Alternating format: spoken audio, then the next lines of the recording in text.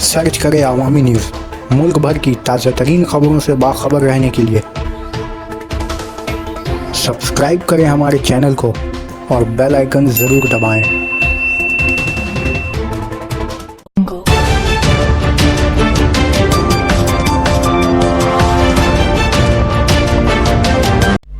Salt lake में police अफसर की पिटाई।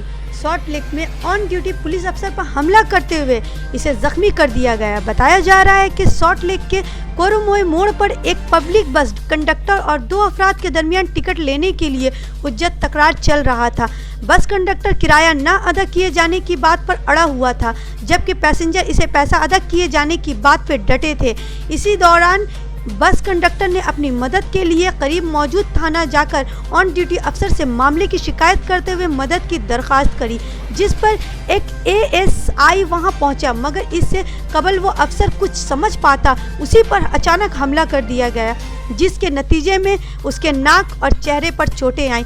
ताहम इस दौरान पुलिस की बाकी टीम ने हमलावर दो शख्स को गिरफ्तार कर अपने कब्जे में ले लिया है। साथ मामले की तफ्तीश के लिए वो बस कंडक्टर से पूछताछ भी कर रही है।